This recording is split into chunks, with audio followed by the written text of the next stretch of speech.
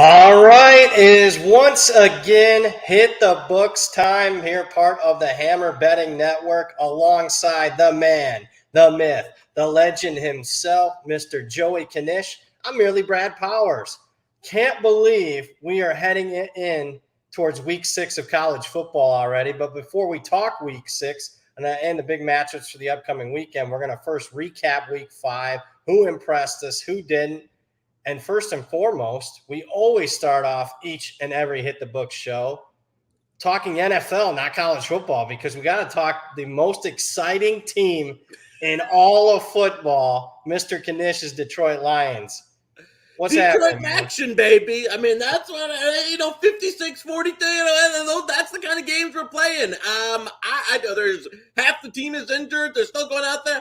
I will say, though, I think my division and those dreams are dying very fast, because that wasn't one you could really lose there if you're a 42.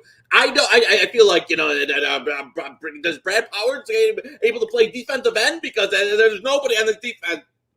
There's like 4 NFL players on the entire defense. So yeah, it was a struggle. I'd be lying if I didn't have little Seahawks over after I saw some of those injury reports. But I mean, they're not. They're still trying. I mean, their offense is fun. At least if you're going to lose, be entertaining. So I mean, they're watchable. I'll give them that. But it's very fastly dissolving into a year where we're probably starting to focus on the draft here in a couple weeks. Yeah, can you get by Mr. Zappy this week? Yeah, I don't know. I is there any downgrade from Jones to Hoyer to Zappy? Because I tell you, I don't know if there's much of a doubt. I will potentially have a little Patriots look there, but I mean, this team, the injuries are just for a team that doesn't have a lot of quality depth. I mean, we've seen this with a couple of college teams where, you have a few key players go down. You don't have nobody left. So, yeah, it's going to be, at least until they get healthy, it's going to be a struggle. We might have a bonus best bet at the end of this show, because 2.5 on the Patriots isn't too bad. At home, are you kidding me? I know this is a college show, but yeah, that's pretty enticing as far as I'm concerned. I'm not going to try and talk you off it. All right. Well, more on that if we can't get to enough college best bets before the end of the show. And speaking of college best bets, let me tell you, Mr. Knish is on fire. Jesus Christ, I got 38 over here. Yeah, pretty soon they're going to have to fire me. I'm bringing up the rear. I went 2-3. You went 3-0. Leading the way. We're 18-10 combined so far this season. That's not too shabby. Most important game of last weekend was our little head-to-head, and you took it to me like you wouldn't believe. You took the Dukies. We're not talking college basketball. We're talking football. And they embarrassed Virginia. Now, I'm all about getting the best of the number. I ended up, taking 3.5 and whatnot, but it didn't matter. Duke hammered Virginia, and I tweeted this out, and I'm surprised people came to the defense of Tony Elliott after I tweeted it. Are you kidding me? This guy sucks. I mean, if it doesn't show you what coaching can do for your program in just 1 year. Last year, Virginia won 48-0. This year, Both teams make a different, coaching hire. Duke makes a good one. Virginia makes a really bad one. Both teams return basically the same amount of experience.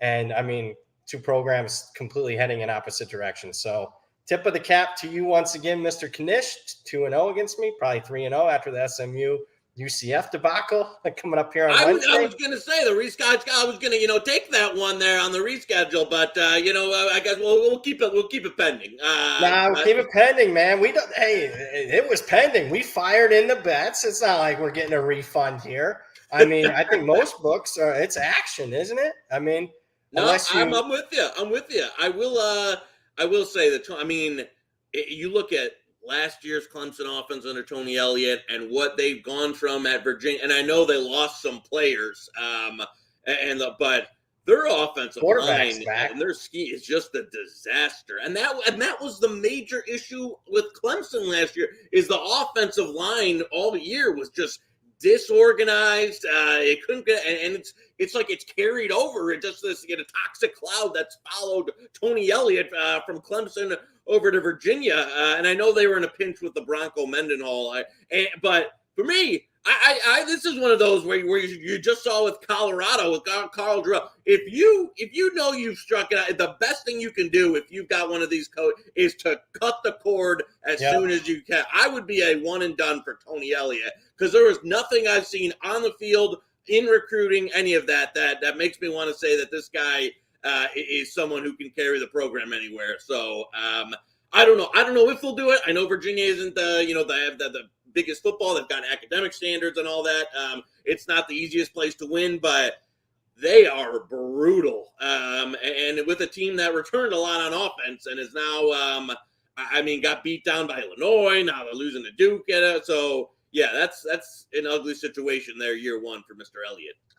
I see in the chat, people are commenting about South Alabama winning again. I'll tell you what they didn't do. They didn't cover. I mean, that was one of our best bets. So that was unfortunately a loser for old Brad Powers. I got greedy. You mentioned it. Mr. South Alabama said, you really want to way more than a touchdown on the road? And they give up a big drive at the end that seals their fate. They win, but not cover.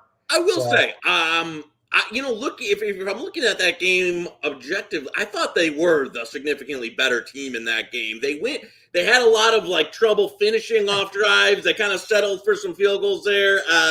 And then kind of a classic late, Louisiana where you're getting a bit of a sweat. And then hey, they did execute to get the field goal down the stretch. I don't know if people were watching this game, they were playing EDM house music to ice the kicker in between, while South Alabama was going to kick the winning field goal. They had some BPM going in Lafayette, Louisiana. I didn't even know that music existed. So yeah, that it was kind of a wild one. I don't totally think that was the wrong side, but yeah, one of those just games that got kind of mucked up, and South Alabama lets them hang around, and then they score a touchdown at the end there. So, however, if you join the show on some of these South Alabama futures, I think they're going to win.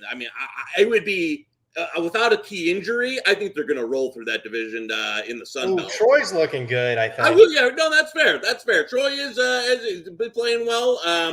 But I think they're the best team in that count.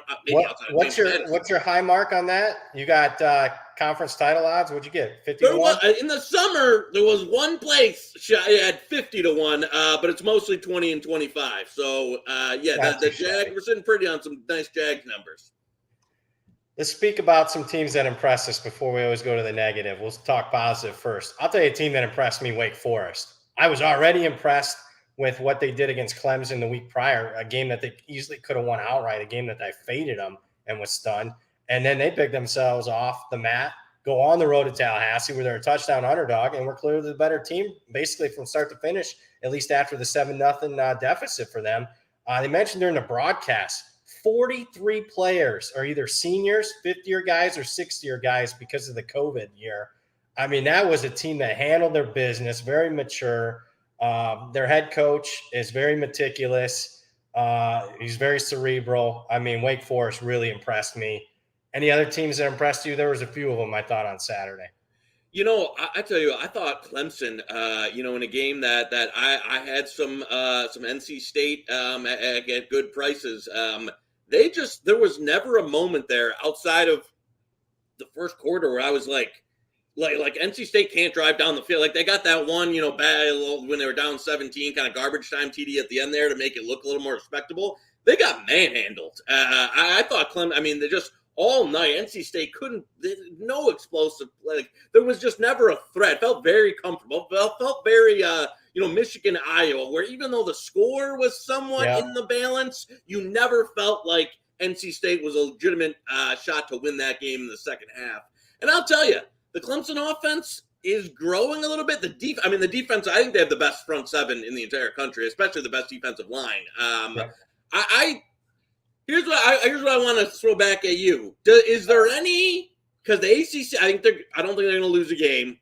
Is there any, I've seen some 16-1 out there, some that with the top three looking a little more vulnerable.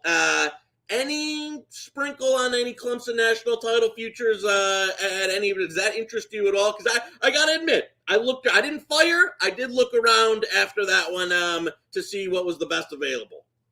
I fired in the summer 16-1. Okay. I thought they were the fourth team. Now, all due respect to your Michigan Wolverines, obviously I still have Michigan 4 now. I think Clemson 5 in my power ratings, but Clemson doesn't have to go on the road and play at Ohio State. So, right. I did fire in the summer because I thought there was at least a chance that they'd bounce back after one off year. I thought they were the best team in the ACC, and I mean they've beaten 2 of their prime contenders already in the books. So we'll see. They got to go to South Bend. That'll be a key game. I mean they'll be favored, and I bet Clemson game of the year lines there. Right now I'm pretty comfortable with Clemson. Not that they're going to win it. I still think that there's 3 clear-cut teams at the top, but Clemson and Michigan are definitely separating themselves as probably the next 2 best teams in the country. Other teams that impressed me, Illinois' defense basically Bielema went out and fired one of his predecessors basically at Wisconsin. Goes to Wisconsin. It's his homecoming. Oh, yeah, by the way, I think Knish had a best bet on Illinois in that game. We might have told you that there wasn't much separating those two, and I was wrong. There is a bunch. Illinois is way better than Wisconsin. They absolutely threw it down on them. They might.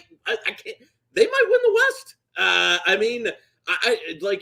It's open, and I know. I mean, it's one of those where they can probably win any game or lose any game on the schedule, but they hammered them.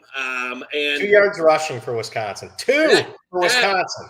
That is unreal. But I will tell you, to me, I totally agree. Paul Chryst has been the thorn in the side to Wisconsin for a little bit. I mean, it's been a Jim Leonard defense that's kind of been righting that ship with them, running the ball. Now they can't run. He hasn't developed anybody at quarterback. That was his thing, developing quarterbacks. They got Graham Merchant. He looks worse than he did when he first got on campus. Yep.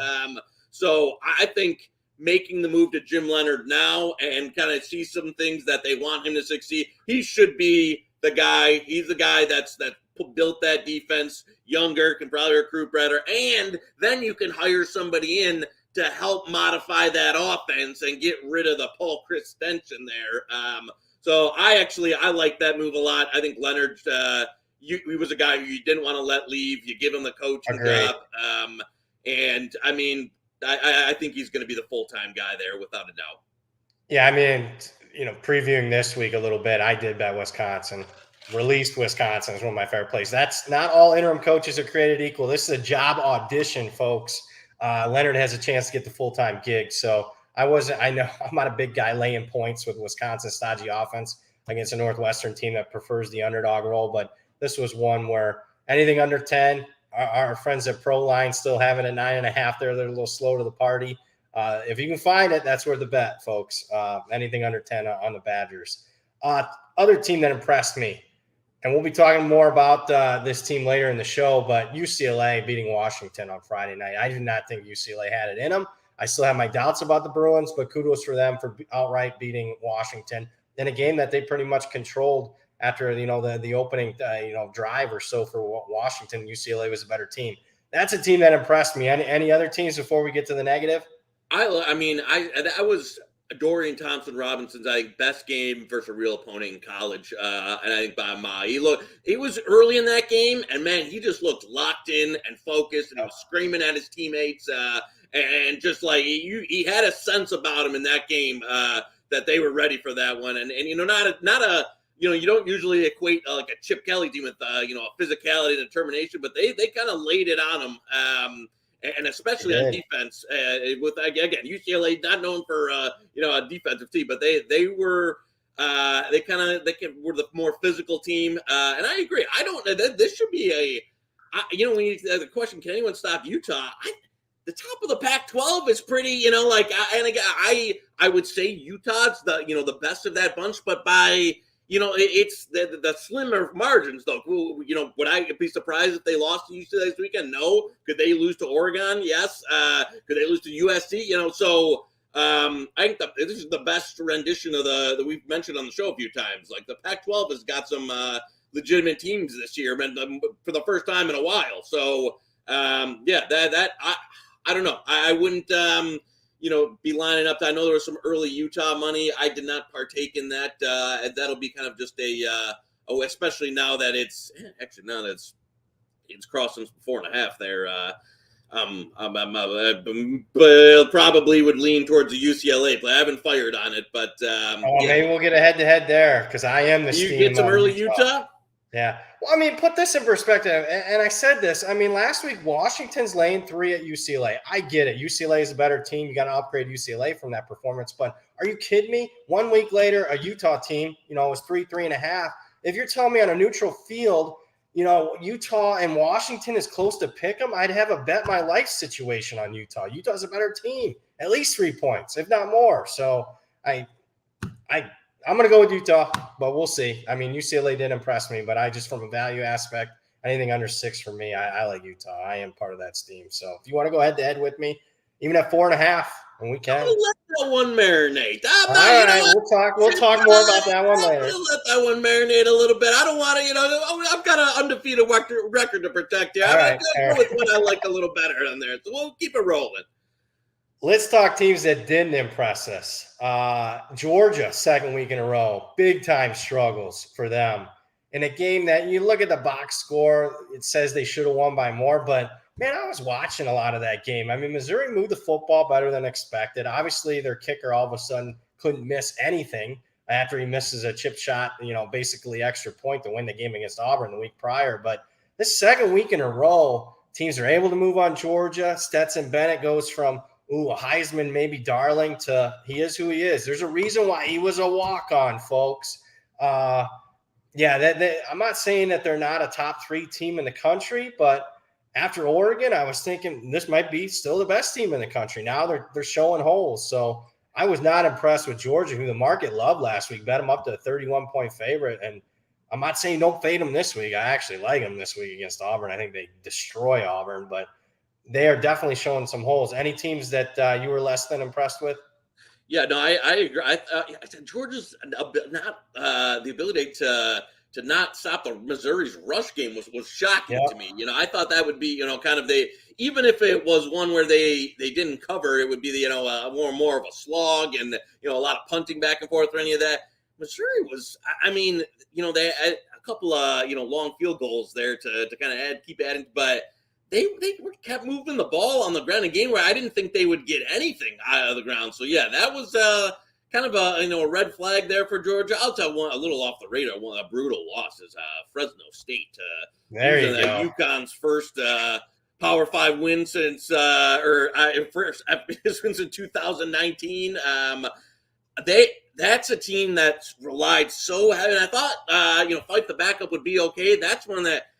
That's a Jake Haener driven team. They're not Bill. They're a team that needs to throw it around the park. Haener, best QB in the Mountain West.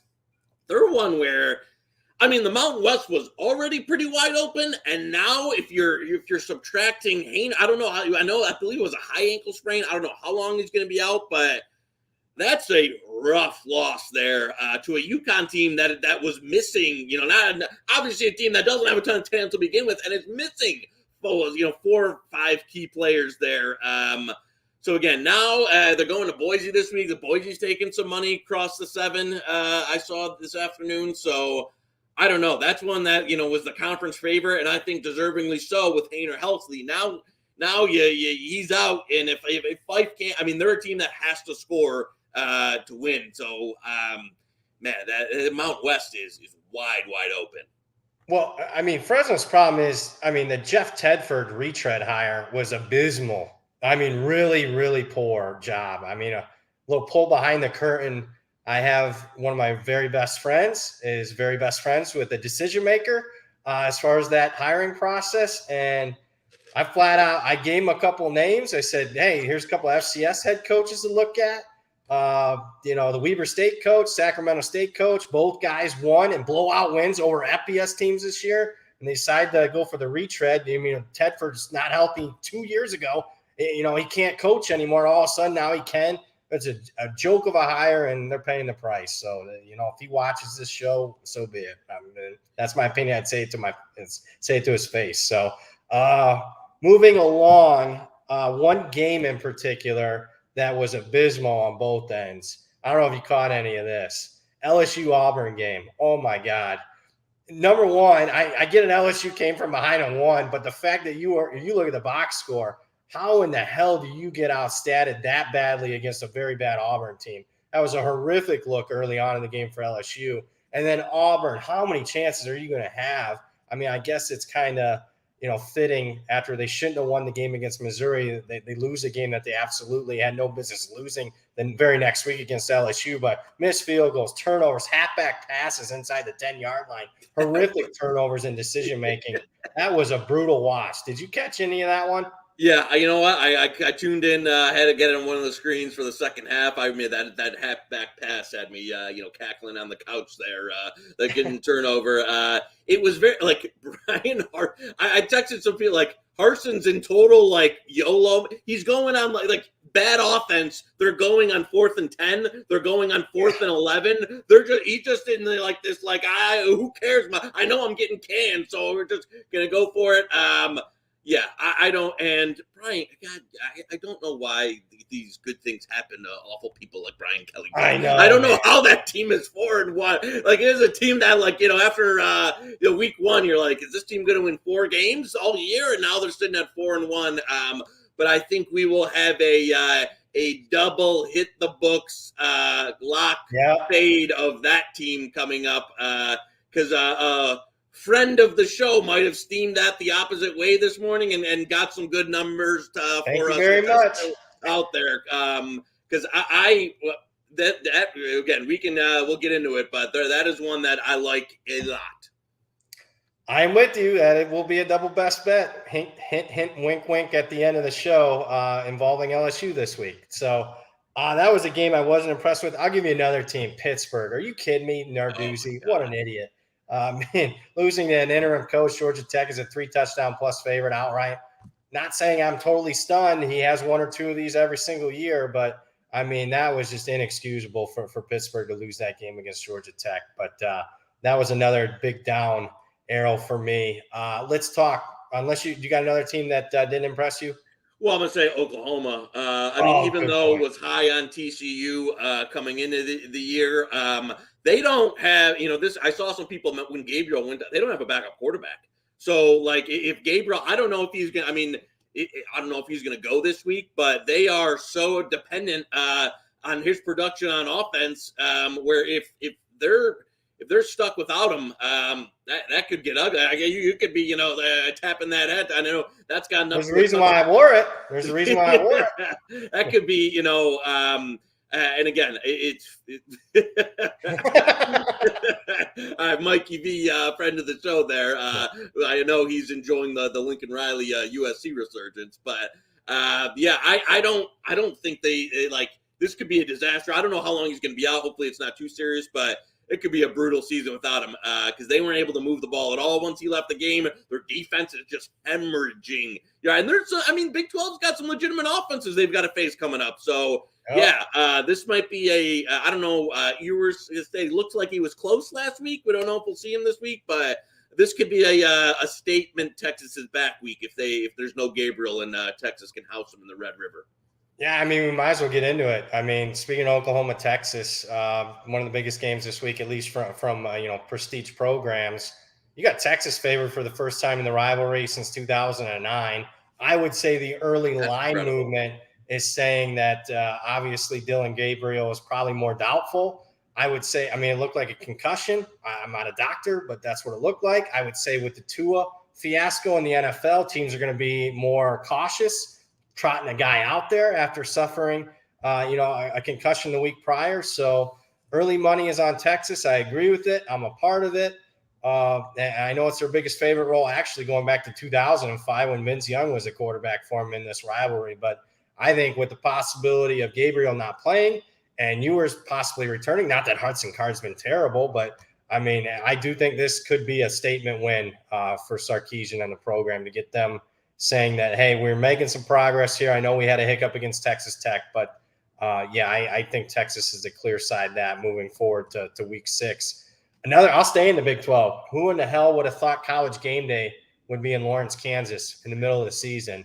But this week we have a ranked on ranked matchup, TCU at Kansas. Both teams in the top 20, believe it or not. Who would have had that on a bingo card at the start of the season? TCU took money. I'm a part of it. I think they're the right side here.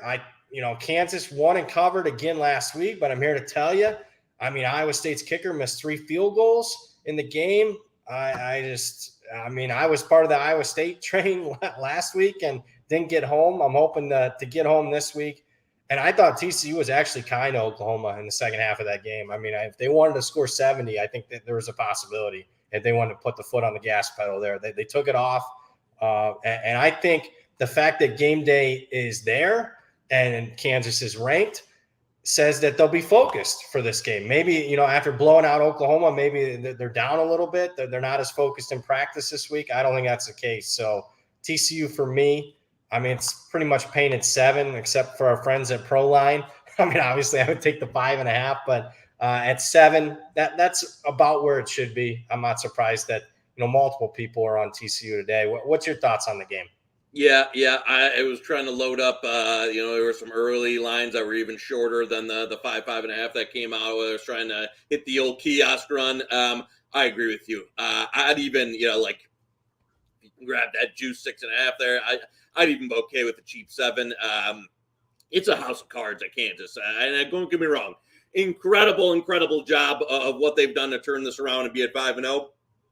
But this is a next level of competition there. Obviously, super fortunate to win versus Iowa State. Yep. I think the bigger issue for me would be like that's not I don't think it's a great Iowa State defense, and the Kansas calling card has been the ability to run the ball and being able to make some explosive plays on the ground. And that the fact that they got shut down there, TCU is not going to be you're not going to hold TCU to 10 points, 11 points, 13 points. They're going to be in the 30s. So the only way Kansas is even able to stay in this game is if they're able to put up a big number, and I just don't see it. I think this finally the Jayhawk dream here comes to an end. But yeah, I agree. Anything that people can grab.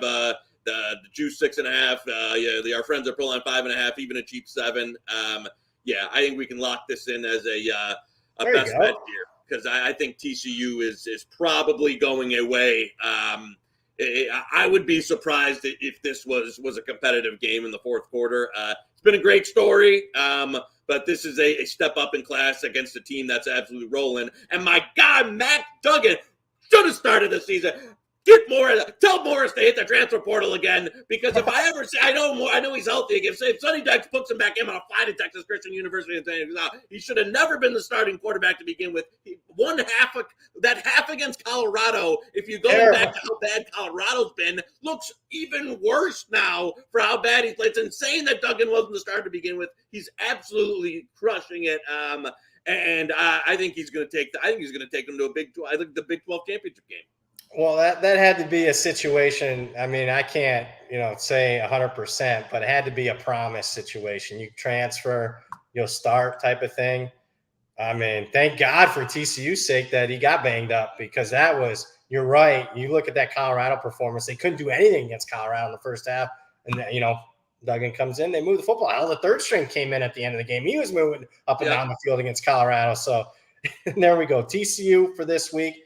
Let's go to another big game where we have a quarterback injury here. I'm thinking the line's telling you something, and that would be a game that a lot of people were looking forward to at the start of the season. I don't think it's going to be a game now, but Texas A&M at Alabama. Alabama up to 24-point favorite. That's probably saying that Bryce Young's probably going to play. I know A&M's been terrible, and they've been steamed against starting last week against Mississippi State, but that tells me that Young is going to play. I don't have a bet particularly at 24. I think Alabama's the right side. I think if Saban gets an opportunity to put an extra score on, he will this week, for considering what Jimbo said in the offseason about him. So I didn't get to the window quick enough. I mean, I saw 20 on the openers. It's one of them situations. I hit the button. It said the line moved to 21.5. I didn't bet it. Maybe I should have. I did. 47.5 was the total. I'm like, oh my God, this line is saying that, Bryce Young's going to play. The total is not, though. So I did take over 47.5 there. Did you bet the game at all? No, you know what? I was, a little bit skeptical of the quarterback situation on both sides. You mentioned Bryce Young. I don't know if I will tell you, one guy in the summer, and this is where Joey K was wrong on, was I thought Haynes King would come back and be, he had some an explosive playmaker with his legs. I thought he would, take a step forward here. He was the guy in the spring, beat him out. He's been awful. I mean, and don't get me wrong, the Jimbo offense is awful no matter who's playing quarterback, but it was relatively better with Max Johnson in the controls. I don't know if he's going to play. And Haynes, oh my God, he came in, in the yards. He just was not relative. I mean, he could not move the football. And so if it's not, that West Coast lame ass offense to run, at least Mac Johnson can execute it there. And he could, if he's not going to play, that is going to be a tall task for A&M against a Bama defense and a Bama front that was beating the hell out of Arkansas. So I don't know. It's a Texas A&M. Now that the number's gone across 24, I wouldn't lay it now. I just have trouble getting to, even if if Max Johnson was playing and who was playing, I could get talked into a 24.5 here. If it's Haynes King, he just hasn't shown anything this year to be able to move the football, and be one of those that are going to eventually wear down. Especially, I will say, if Bryce Young doesn't go, I might have to play. I might have to suck it up and play Texas A&M. I agree. Have been better against the run, and with Milroe, they're going to want to be more rushing days. They're going to run RP. I think that fits better to what Texas A&M can actually defend. Bryce Young does play, and then it's a no-go for me. I would agree with you. Then the Bama's aside. Are you live betting at all? I'm doing a bit of it. You know what? It's one of those where you got so many different things on the screen that I'll try and partake if I see something. But you know what? It's usually got so much going on Saturday, even trying to get down on pregame on other games that are happening, that I can't get too much with the live. How about you? I've tried this year, and I've tried to be keep it, take emotion out of it, just be very simple. Weather, injuries, and whatnot. I am literally getting my ass kicked. I'll give you an example. Alabama game. They're going, Bryce Young gets hurt. They're going into, 21-0, 28-0. I mean, past history tells you Saban, big lead. He's going to take the air out of the ball. He's up big. He's got a backup quarterback that can't throw as much. He's going to run. I bet the under. Not even close, man. Not even close. I've been betting quarterback injuries and weather, and I've just been getting my ass kicked. I know it's short sample size, but I'm not afraid to admit losers on here, and I almost don't want to do it anymore. It's so frustrating. But I was wondering if you were doing anything with that regard. You're right. If Young doesn't play, 24 is too high with Milroe, even though he looks like Derrick Henry. At quarterback. Look, he came in. I was like, look at this guy looks like Cam Newton, a linebacker playing quarterback. Look like who's going to tackle this guy? But a 4.40 too. It's unbelievable. 80-yard TD run there. But you could tell his passing. Obviously, it needed a lot to be developed. There was some it was a little iffy. The timing was off there. And so the other thing, Bryce Young, before he got hurt, like the Alabama passing game was starting to like come along there. They're hitting some plays. So it's a little unfortunate that, at least for them, that he goes out there. I'm kind of shocked, as you said there, like you're thinking, he goes out. I'm shocked they still covered. Like after that I punt, can't believe. Yeah, they did. the punt goes over the punter's head. He, instead of trying to pick up, he just falls on it at the 2. Like, what are you doing? It doesn't matter if you fall on it. They're going to score. So yeah, I was a little surprised at the result there, but Arkansas seems like, and that's another one. That game, I mean, Arkansas has been big. I can't believe how high that number's gotten now. I know KJ Jefferson. The word is, I mean, we didn't have this on the outline, but word is KJ Jefferson might be out. Yeah, and see, a team's they're gonna be.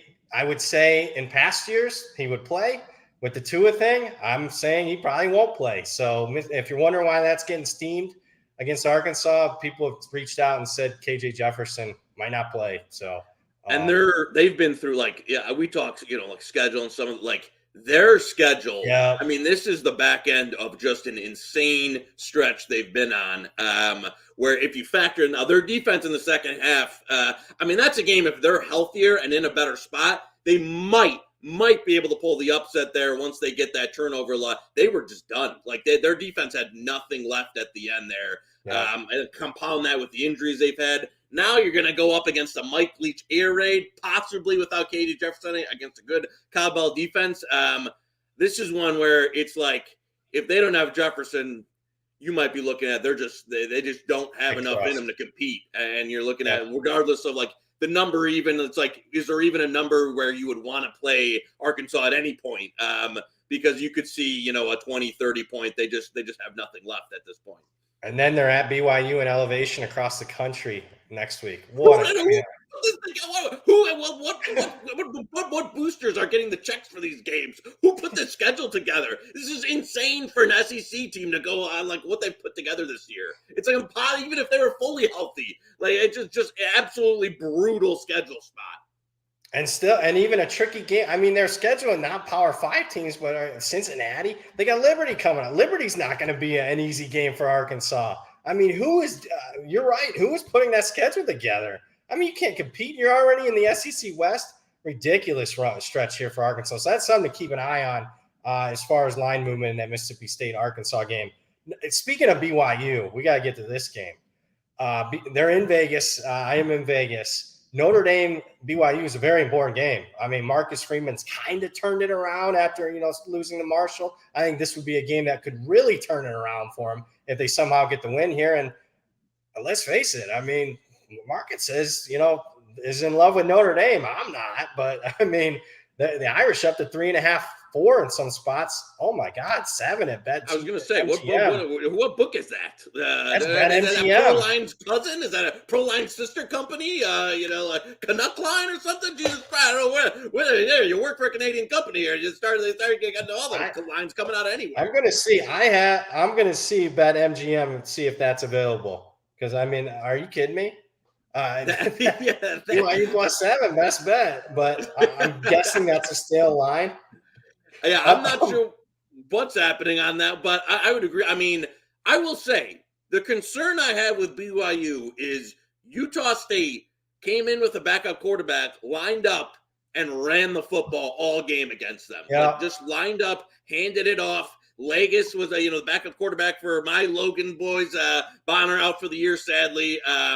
And they just literally did RPO handoffs for most of the game and were able to compete. And you factor in BYU's offense. I don't know.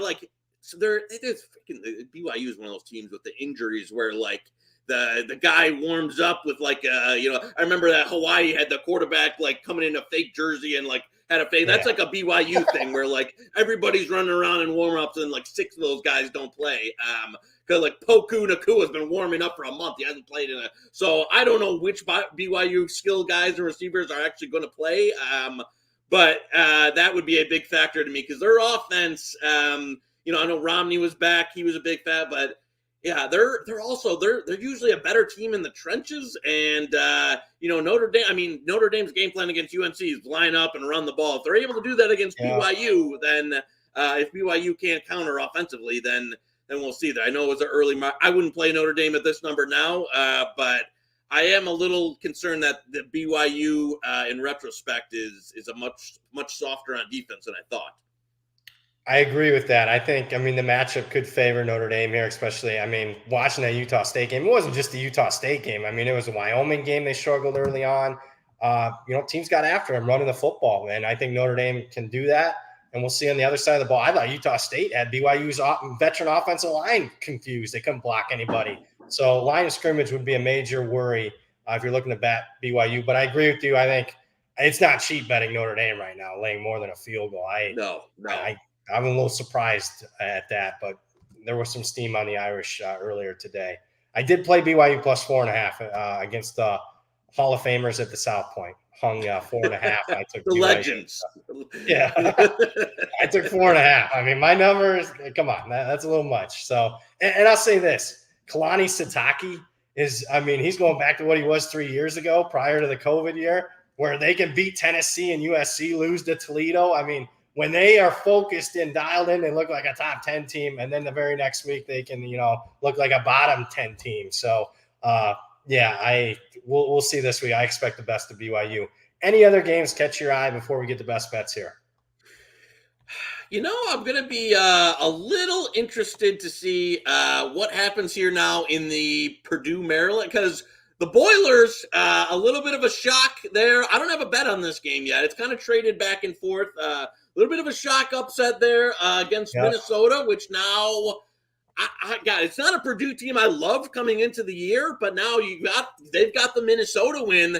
They've got a chance there if they win the right games to be a team that could win the West. I don't know why I'm fascinated with this freaking Big Ten West division. That is not a team that I didn't think they would win last week's game. I didn't think they, coming into the year were really a live team, but now that they've got that Minnesota win in the bank, you've got Wisconsin falling apart. If they can get the right wins here, and including a winnable game this week at Maryland, I'm a little fascinated to see what happens there, because it's a Maryland team that's also much improved.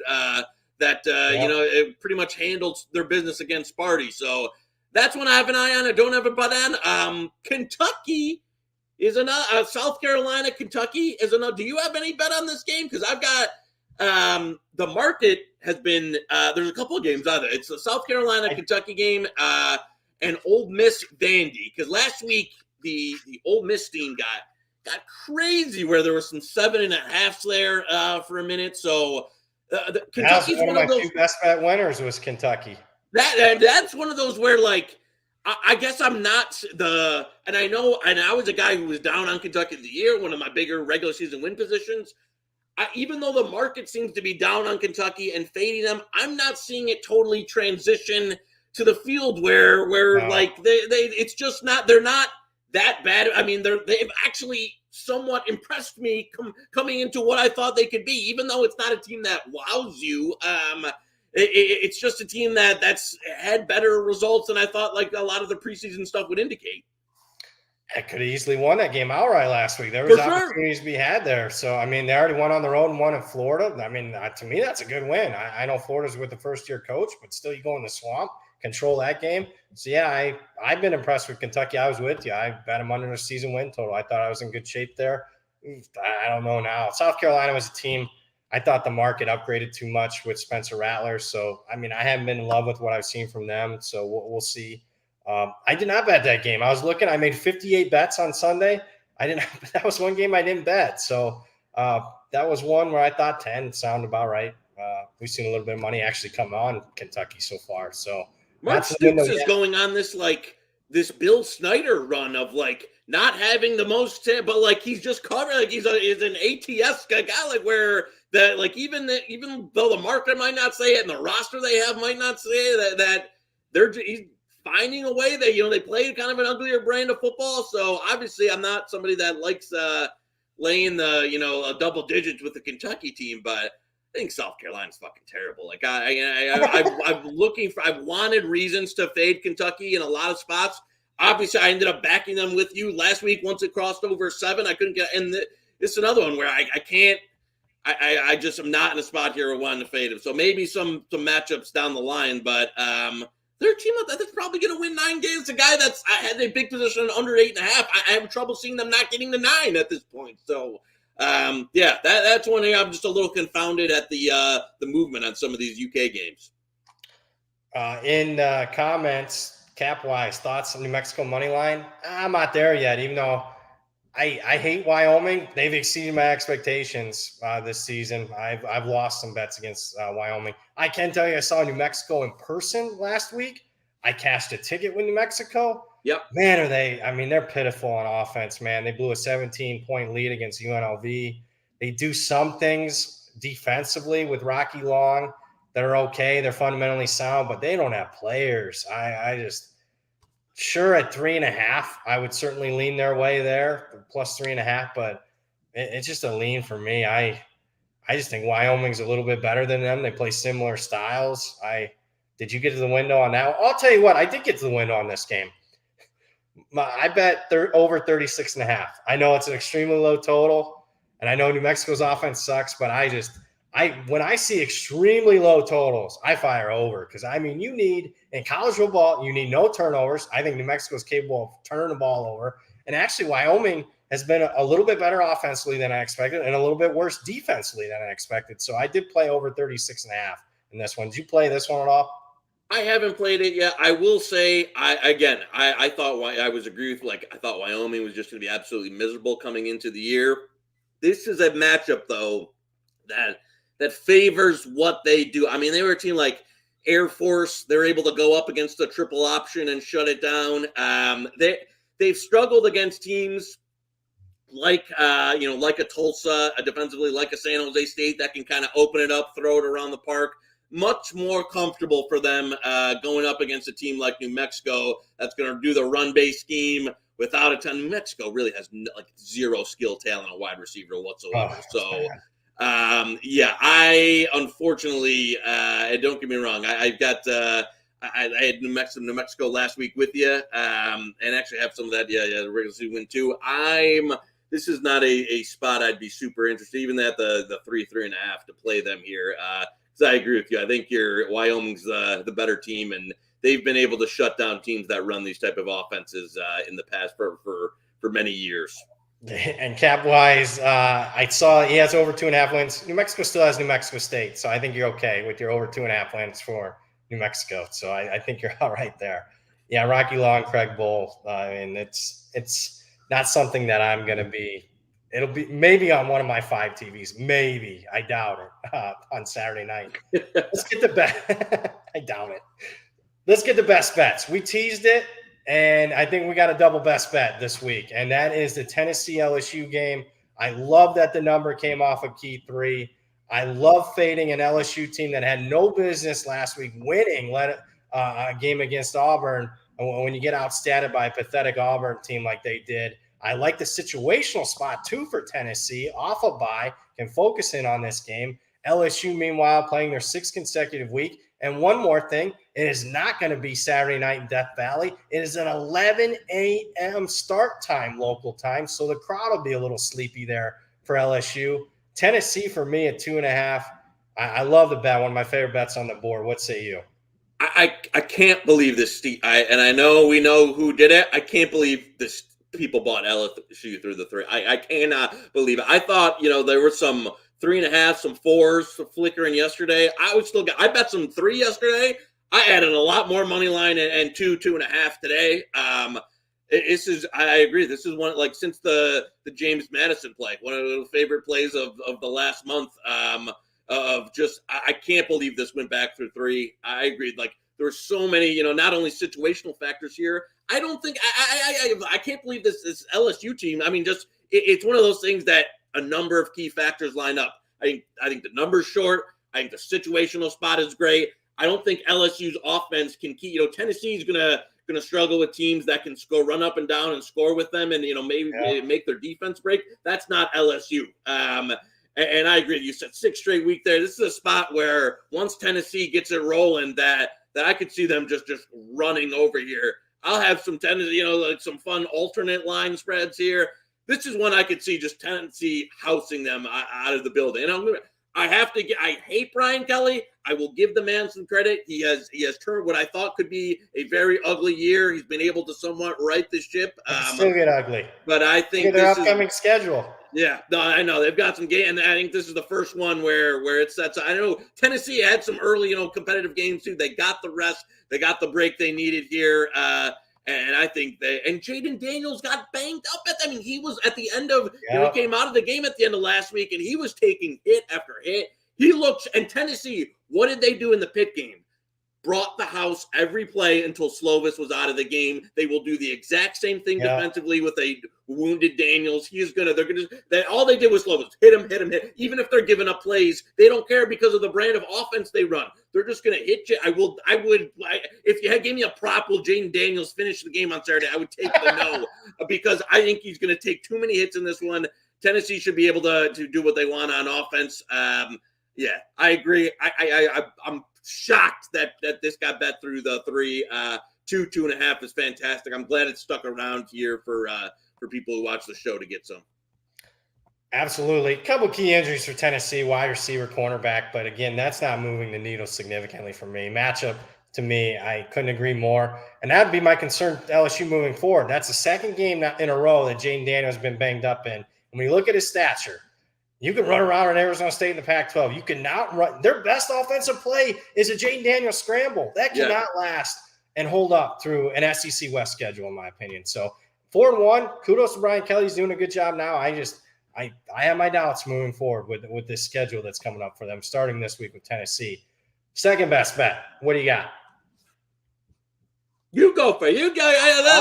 We'll do that. You go first on this one here. All right, I'll go. You lead me to the promised land. Well, I'm going to go with a total. I'm going to go Florida State, NC State game. I'm going to go over. I thought both teams were pretty deliberate with pace last week, but I thought both teams could have been even a little bit more productive offensively than what they were. NC State ended up getting to the over. I mean, obviously Wake Forest Florida State game didn't even come close. I just think it's a little short. I made it 54. I bet it on the open 51.5. I think 52 is a relatively key number. It's an important game. I can see it, but Florida State's defense still banged up a little bit. They've been through it week after week. I could see them, NC State hopefully going with a little bit more pace than what they did last week. But it's just one where it's stuck there. The board is moving, folks. I know we're saying this on a Monday, but my goodness, is the board light up on a Monday morning compared to what it did in past years. So a lot of stuff has been moving. This is one that hasn't yet that I bet yesterday, and I still think it's holding some value here. I win bet at 51.5 is really good. I mean, that's the number that I bet yesterday. So 52 is still good. I think, the NC State, you'll see what you talked about versus Clemson. Florida State's not a team that can do. I mean, there should be nobody else really in the ACC that can do to them what Clemson did. It was one they couldn't. The big issue, they had no pass pro against Clemson, where they just had to get. I mean, if you look at the amount of short throws that Leary had, it was like the whole day was just check down. Made it super easy to defend for Clemson. No explosiveness. That's a totally different game against Florida State, who's now missing a lot of key contributors, some guy on defense. So I agree with you there, and especially the tempo should be up on that one. So I like your over there. I think. You probably get a bit of a discount because of how lethargic NC State was over the Clemson game, but I don't mind that one for sure to get some over there. Yeah, I mean the pace was basically almost like a service academy game. We still got to the window on the over, so there were still. I didn't think Leary played that bad of a game. I mean, he was just under duress all game. So I don't know. It's just, to me, it's almost like a gut feel after both teams played like they did the week before. I think we get more of an up and down game, similar to Florida State Louisville game from a couple weeks ago, up and down the field. So over for me. You want me to give out another one? No, I got you. I wanted you to set something up because of how disgusting this one was going to be, and wanted to make sure the number was still there. I played South Florida at 28. I know they're coming off a horrific performance there. I can't get to 4 touchdowns versus Cincinnati. And I know Cincinnati's been good. Just the style of football that Cincinnati plays. I know USF's got injuries. And obviously coming off a bad performance, to me, I think we're just getting too much of a discount here after South Florida's been been in a bad stretch of form and some injuries. I can't get to 28 against Cincinnati here, who's just, I mean, don't get me wrong, they've handled their business, in a number of, but I mean, the level of opponent they've gone up against Kennesaw State, then they played Miami, Ohio, who had some injuries going on there. Then they had Indiana, and then Tulsa with the quarterback comes out of the game. So for me, this is one that I just got to play the number. I got to play the 4 touchdowns. I can't get to it. I can't get. This is very similar to me to Arizona State last week, who I play. I can't give you a ton of reasons like last week where I liked Arizona State, other than the number got too high for me in a game that I thought they were going to have one matchup advantage, be able to run the ball. It's another one where I think the number's too high against a team that I don't love to cover 4 touchdowns. They just don't play the brand of football that, unless they're going up against an absolute peasant team, or an FCS team or something, that I think they should be laying this type of number. So we'll see if South Florida can get right a little bit. And just, again, they're not going to win the game. I just think they stick around here and cover 4 TDs. Couldn't agree more. Love the bet. I was hoping they would tick another half point and get 28.5, but I'm still fine 28. My numbers, I mean, the beauty, look, lines get tighter this time of year, but also the beauty is you can do some, data like comparison between lines. 2 weeks ago, South Florida's getting 24 at Florida, a game that they almost could have won outright. And I'm here to tell you, I mean, if Cincinnati's laying 4 on a neutral to Florida, I'm betting Florida. So It tells you at 28 here that there's some value on South Florida. And I know Jeff Scott, their head coach, has been disappointing. Yep. He might get fired at the end of the year, but I mean, Jerry Bohannon can throw the football. They can score. They can get a backdoor, be wide open. I mean, this is what, first of all, I think that's a great point, because you looked some of the rationale last week with Arizona State was like, what was this game 2 or 3 weeks ago? What was the line in this game 2 or 3 weeks ago if Arizona State played USC last week? Probably like 14. And then last week it's ticking up to, 26 at some points. What is this line if USF and Cincinnati are playing 2 or 3 weeks ago? Probably 17 and a half, something, 18, where now, it's bumped up, an additional 10 points, where it's just in the range where against a team that I don't respect offensively that much. They've had a super soft schedule since Arkansas, and I got to play it. And I played against Cincinnati last week. I get it, the quarterback thing, and it was right near the number, but I watched the game. Tulsa got stopped on 4th and goal at the 1. Tulsa threw a pick 6. So Cincinnati in the last 3 weeks has not impressed me in any of the games. And I bet on Cincinnati against Miami, Ohio. I bet on them against Indiana. So it's not like I'm very anti-Cincinnati here. So I think it's another good best bet. So let me just recap. We got TCU that we both agree on. We got Tennessee we both agree on. We both agree on the total. I think I'm a little bit stronger than you are. And you got full agreement from me, South Florida. Any other ones, or do we got a disagreement here? I was going to say, I was looking for one to play back on here. One that I saw somebody in the comment mentioned, and I hate to because I've got UNLV at a bunch of absurd numbers to win the Mountain West. I think they could be in trouble this weekend at San Jose State. This is a San Jose State team the market seemed to be finally catching up on San Jose State. I know some people that, some modeling people I respect, have been playing him for a few weeks. Now it's getting to the point there. I think there's some 5.5. I hate this is a team that, UNLV team that is near and true. I know you're in the building, team that I've got a lot of future investment in. I think this is a game 6.5 at bookmaker. Holy cow. Yeah. I think I would place, so there's still some 5.5s, a couple of places. I was, again, it's one where my heart wants UNLV to be in it, but San Jose State seems to be elevating their level of play every week. And it's a UNLV team that has, we're probably a bit fortunate against Utah State. Little bit of they got down early against New Mexico. This is another level relative in the Mountain West, where there's usually it's just garbage about in there. This is another level of team that I think is playing the best football in the Mountain West at the moment. San Jose State going into this one. So unfortunately, I think they could be in some trouble. I'm okay if grabbing some 5.5s are out there. There you go. Oh, I want to disagree with you. I mean, full transparency. I bet UNLV on the open. I fat fingered it because I was trying to bet the under. The unders moved like 5-6 points. And I like hit it twice. And when you're trying to make bets, I make like 60 bets in a matter of like 10 minutes on the Mhm. open. I made a mistake, obviously. I mean, San Jose State has been steamed absolutely on the last couple of weeks against Western Michigan and also Wyoming. I bet on both of those games, and the line moved with me like 5-6 points. So I made a mistake there, but I mean, my numbers are definitely at 6.5. I certainly would take UNLV there, but you're right. I think it might be a bad spot for them. Short week on the road. San Jose State's been much better than expected. Yeah, I want to disagree with you, but I'm not.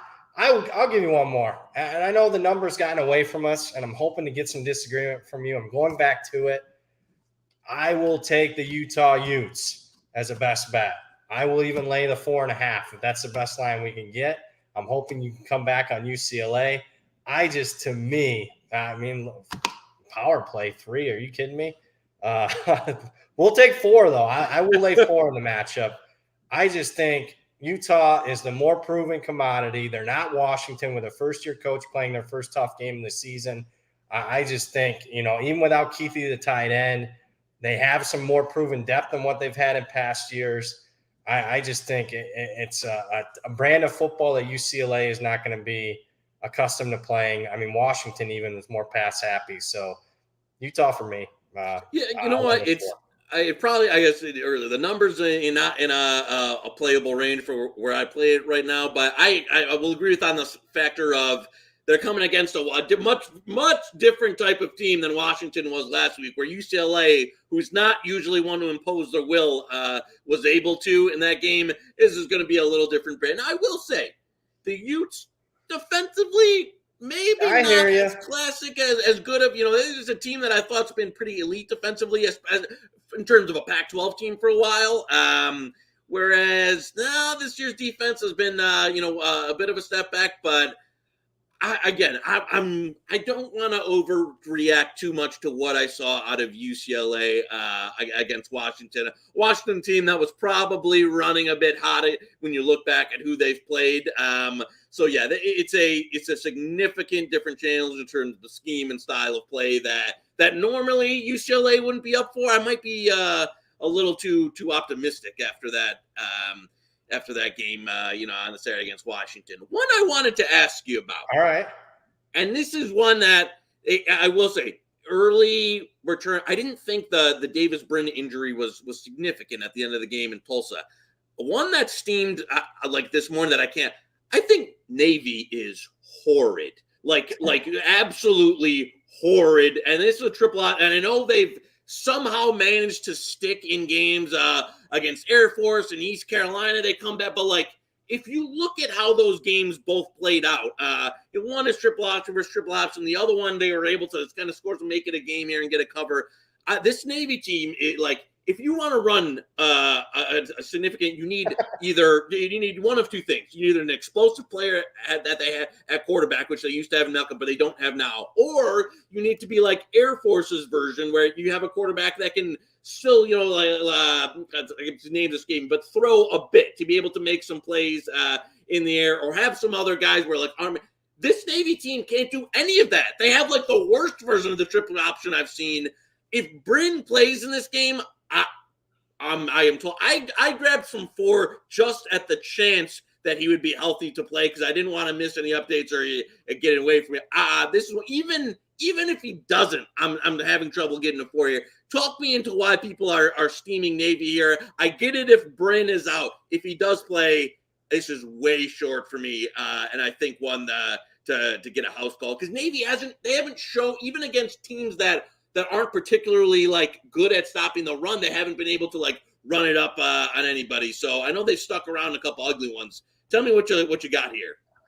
I bet Navy on the open at 7. Pure numbers play.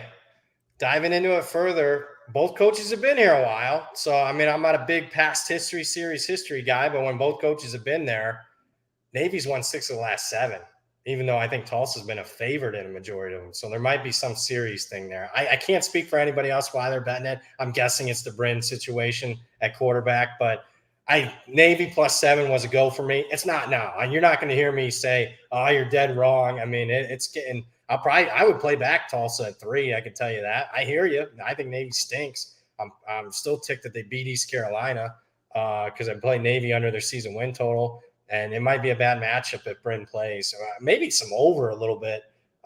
If Bryn plays, I mean, Tulsa's offense give Navy some big time problems.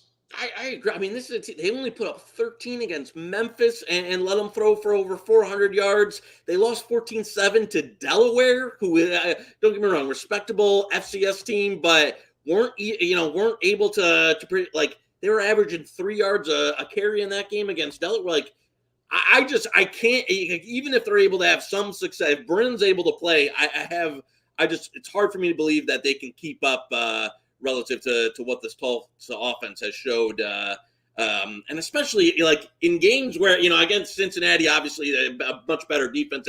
When Tulsa's gone up against teams that don't have particularly good defenses, they've been able to run it. I mean, dropped a 54 spot on Jacksonville State. We're able to go up and down the field in Northern Illinois. We're able to drop 37 on Wyoming, even though they were giving up a bunch. I can't see Navy keeping up here, assuming Bryn plays. That's one. I agree. If you got a full 7 there, it's one thing. But now around 4, that'll be one I'll be closely monitoring. Couple more before we hit the road here. In the chat, Stephen Robinson, Nebraska 3 at Rutgers. I played Nebraska pick at Open. 3's what I made it, so I'm not going to play it now. FanDuel Open San Jose State +3.5. You got FanDuel in Michigan? Yeah, we do. What are the limits for these openers? And they're not great unless you're willing to make a drive down there. But yeah, they've been trying their hat at some early stuff. But yeah, I mean it's not unless you're Joey Kiosk wearing a costume to go in and hit the kiosk there. That it's hard to get a lot down on. But yeah, they've been trying their hand at and some of them are not great. Fair enough. I'm interested. Ohio opens up. I'm an Ohio guy. I grew up not too far from you. I'm anxious to see. I was going to say Ohio, but it should be like the coup de grace. I'm hearing grocery stores in Ohio. Yeah, kiosk everywhere, like 20 different. It's supposed to be, like a New Jersey light there, where you can get. So I might be, it's only an hour drive. I might be spending a lot of time in the old stomping grounds in Toledo there. Might give me a Toledo apartment if that comes to fruition. That's funny. Growing up outside of Toledo, I never thought I'd ever want to move back, but there's a possibility, folks, if this is going to be a situation where you can bet at the grocery store. The Midwest Vegas, baby. Toledo, Ohio. I hear you. Any other games? Any other lasting impressions, last thoughts before we get out of here?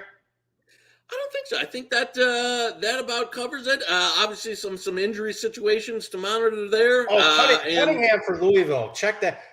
For listeners and viewers, that line right now is saying he's not going to play. With them only favored by 3 at a terrible Virginia team.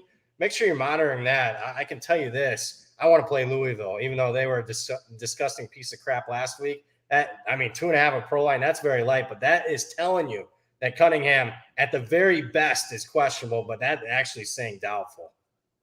Yeah, I got to look in see who was. Do you know there's a backup offhand to see? Oh God, he was brutal. I was wanting to see how Brock Dorman played in relief of Cunningham. 1 for 8, 19 yards and a pick. So that Conley kid has played in the past when Cunningham's been banged up. He's been okay. Yeah, I was gonna say because obviously I'm not a huge Malik Cunningham guy to begin with, but if that's what they're going to get out of production, then you could see. But no, I totally agree with you. 3. A little one for the road. Here's what could happen, though. They announce Cunningham out. Market will act like, oh, that's brand new news. Let's fire in Virginia. I don't care who the hell the backup is. If I get that game at pick, I don't care if they're with their third-string quarterback. I'm betting Louisville. Tony Elliott is a piece of garbage. I mean, I know that. I lost to Knish last week with Tony Elliott. So, come on. That line's ridiculous. Yeah, no, Louisville is one of those stoppers. Like, they beat UCF because that D-line was able to eat. I mean, what are they going to do to this Virginia offensive line, which has been under? I can say maybe right now under might be the best play. That's where I was going to go with it right there was boom. If even if Cunningham plays, I kind of live by it. Yeah, if he's out, then there's some 51s out there. The under, you'll see that drop by a touchdown if he's not going to play. You got anything else? No, I think that about wraps it. All right. Well, that was Hit the Books. He is the one, the man, the myth, the legend. I was going to say the one. I'll tell you what, he is the one. He's the one over BP in these head-to-head matchups. We got another one coming up this on Wednesday, UCF SMU. I'll be rooting for UCF, although I think the market agrees with Knish on that one. That'll do it for Hit the Books for a Monday. He's Joey Knish. I'm Brad Powers, part of the Hammer Betting Network. We'll see you next Monday. Good stuff.